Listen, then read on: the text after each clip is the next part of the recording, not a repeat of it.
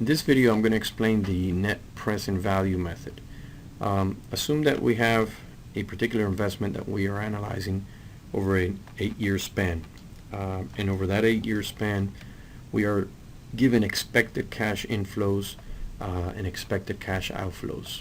So when we do the math here, for example, at the end of year 1, supposedly we will generate $3 million of cash inflows minus $2.5 million of cash outflows, giving us a net cash flow of $470,000. And then over the 8-year span, the investment that we have to make is $6.4 million, documented here at 0.0. So we can visualize these numbers in the timeline here that I've created below. And just for simplicity, I've expressed everything in millions right here. So instead of writing out the whole 6.4 million, I'll just write 6.4, and then 470,000 will be 0.47, and so on. And the idea with the net present value method is I'm going to analyze this investment of 6.4 million against all the future cash flows that supposedly this proposal gives. And for this purpose, we need to calculate the present value of this stream of cash flows. So assume that a particular company uses a 8% discount rate. If we do that, we would have to bring each one of these cash flows to the present, either using a present value table or with a calculator. And then what we find out is that the present value of these future cash flows, if you sum them up, all those present values, it will be 8.5 million roughly.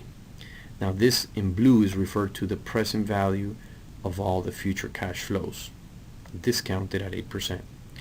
When you compare this 8.4 million to the investment, we would say that the NPV, or the net present value, is positive because of the fact that 8.4 is larger than the negative investment.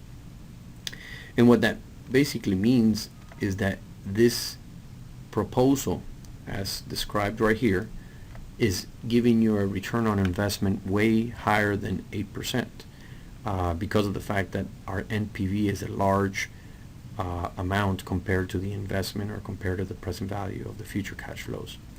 So what is the amount that you're making? The real return here, which is referred to as the internal rate of return, is 14.78%. And another measure that could be used to give us similar data is the profitability index. The formula for the profitability index is nothing more than the present value of the future cash flows, which I have here in blue, divided by the investment, which was 6.4 million. And the profitability index here indicates 1.33.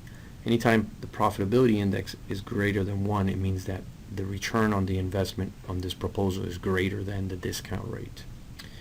The way to calculate the internal rate of return with Excel is fairly straightforward. If you write IRR, it actually has a built-in formula for it. You open up the parentheses, and the first thing it needs is the values. So I would go in here and just block all these values, put a question mark, and just close the bracket, I'm sorry. And then when I hit enter, it'll tell me 15%, or if we take it to 2 decimal places, 14.78%.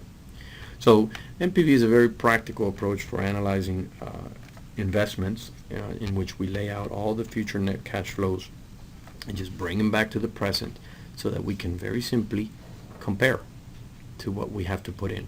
And as long as this NPV is positive, you're returning more than the discount rate. If the NPV ends up being negative, then you're returning less than the discount rate.